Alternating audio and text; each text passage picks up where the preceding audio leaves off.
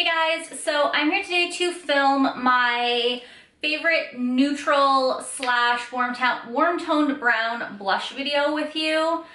I was trying to think of what to film, and I am obsessed with warm tone blush. I've gone through lots of blush phases in my life. Went through pink and plum and purple, but the warm tone blush phase I think has been on my face the longest. Like probably for 2 years straight I've worn nothing but warm tone blushes.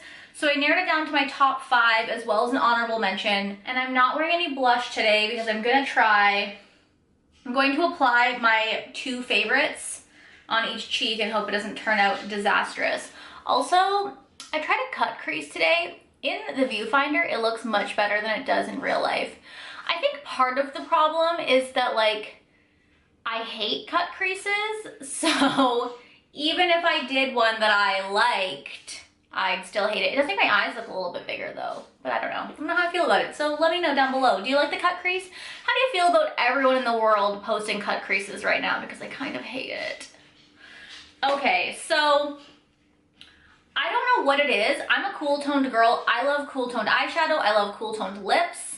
I don't like warm toned brown eyeshadow or lipstick or any warm tones on my eyes or my lips, but when it comes to my cheeks, I don't know why, but I just like a nice warm toned brown blush. I just find that it really wakens up your face. Probably because I'm so pasty it helps, but I just live for a good warm toned brown blush. So I've talked about a lot of these blushes on my channel throughout different videos, but I kind of wanted to do a dedicated video to it because I feel like blush is kind of this thing that has been swept by the wayside lately. Like everyone's all like contour and highlight, and like, girl, I live for a good highlight. Not so much contour, but blush is very important. It makes you feel alive. When I got my makeup done for my mom's wedding, the makeup artist didn't put blush on either of us, and she told me that blush on the apples of your cheek can look dated. That's when I knew that she didn't know what she was doing. I ended up basically retouching up my entire face after I got makeup done for the wedding, so if you're a makeup junkie like me, good luck finding a makeup artist that you won't hate. Anyways, my top 2 blushes were super easy for me to decide. They are the 2 I go back and forth with all the time. The first one is Nars Madly. As you can tell, this is my most pan hit blush. Is that English? This is the blush I hit pan on the most. It is just the most beautiful, watch this, warm toned brown. Are you ready for me to say warm toned brown 12 times in this video? Now, Madly does have a bit of a satiny sheen to it. It almost has a shimmer to it, I would say. This is what it looks like here. I did a really heavy swatch just so that you can really see. This is probably like my all-time, like I put this one first because I do think it edges out the other one just because I've had it for longer, but like, this is like you want to go warm toned, you go warm toned brown. It's beautiful. Number 2 is Benefit Dallas. She's a little more, I would say a little more wearable. Oh, I just stuck my fingernail in there. Personally, I don't love this packaging because I can't get my fingers in here to swatch it. But that's besides the point. So you can see them swatched here. They're like super different. Madly definitely has more warm undertones to it, whereas Benefit Dallas, I would say, is a bit more of a cool, I wouldn't call it cool, I'd call it more of a neutral brown. They both have a sheen to them. I like blushes with a sheen to them. It makes you feel alive, and like I'm a glowy skin kind of girl, so obviously that's what I want. This blush says, an outdoor glow for an indoor gal face powder. Nothing has ever represented me more than this. I don't like to go outside, ever. So I'm going to apply these 2 blushes to my one to each cheek to show you guys what they look like, and then I will go through the rest of my blushes. For me personally, brushes I like to use are just angled blush brushes. I don't know why, but they're what I reach for the most. My 2 favorites are the Morphe E4 and the Sigma F40. I think this is a different name now, but I bought it a while ago. So taking the Sigma E4, I'm going to take Madly on this blush and just give her. I'm not wearing any contour, any highlight, anything on my cheek. I would take a little bit more after and just kind of concentrate it here and sweep it back. I might have put a lot of blush on, but that's fine. I always do this and then I go back over it with either my face powder brush or just a little kabuki and just blend it in. And then Benefit Dallas I will apply with the Sigma brush.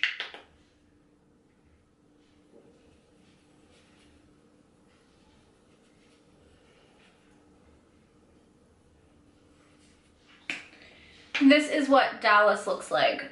So I would say Madly gives you, like I said, more of a warmth, whereas this is definitely still a warm toned brown. It's just not as warm as Madly, and they both have a beautiful sheen to the skin that I really enjoy.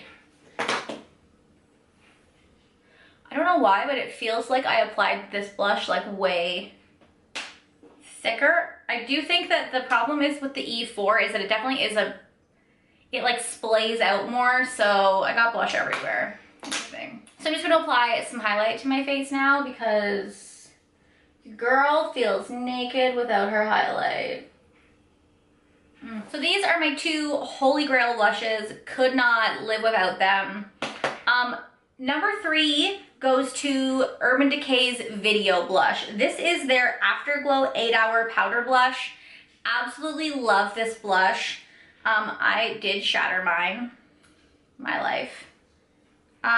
This one has more pink undertones in it than I would say either Madly or, this is Madly, this is Dallas, this is Video. It definitely is a brown, but it has more pink undertones to it, which I really do love. These blushes are super creamy, super buttery. They go on, like, they're so soft. I find that the Dallas blush is a little bit of a harder pressed blush, which I don't mind. It's still a soft blush, and these blushes smell nice. But yeah, this is just like a super creamy blush. Love the Urban Decay Video or Urban Decay Afterglow blushes. I definitely wish they had more of these. But I mean, I guess how many warm toned browns can you make in one line? Apparently not a lot. Number 4 was also very easy for me. This is Milani Berry Amore. Now with the name, you would kind of think it's more of a berry color, but to me it's definitely more of a warm toned brown. Like it has a little bit of that berry undertone and it definitely has a lot of sheen to it. Video is definitely matte, but this is the most shimmery of the blushes I'm gonna show you today. This is it here. As you can see, has more of that orange undertone. Like I don't know why this is called Berry Amore. It's definitely not really a berry color at all, but she's cute. She has a lot of shimmer to her. The Milani Baked Blushes are a fantastic formula. Luminoso is everyone's go-to, but if you like a warm toned blush, whereas I find Luminoso is definitely more like Orgasm, which is a peachy color, which I don't like peach blushes on me. This is my favorite Milani blush for sure. It's so beautiful. It does have a shimmer to it, so if you don't like shimmer blushes, step out now, but she's cute. My number 5 blush is MAC Gingerly. This is a matte blush. I'm not sure if it's a sheer tone or anything. It doesn't say here. I'll put it somewhere in this video. But it's just a beautiful matte warm toned brown. Can I say warm toned brown one more time? This one is super pigmented, so you need like a little bit, whereas the other ones I find that they're a sheerer formula, so like you can build them up, which I personally like in a blush. I would say this is the most similar to Berry Amore because it does have those orange undertones to it. Like it's definitely, I would say Madly, Dallas, and Video are more of those like brown. This one is has more pink undertones, but this is a very orange undertone. Like less brown, more orange, but if you use it sparingly, it's really beautiful. And the last blush I want to talk about, which is kind of like an honorable mention for me, is MAC Tenderling blush. As you can see, I hit pan on this. This used to be a holy grail for me. When I first started loving like neutrally brown blushes, this was the blush I went for. And I just think it's beautiful. If you're trying to step into the warm toned browns, but like these colors scare you, I definitely think Video is a good step in, and so is Dallas. The other ones are a little more intense, but Tenderling definitely has more of those warm pink undertones.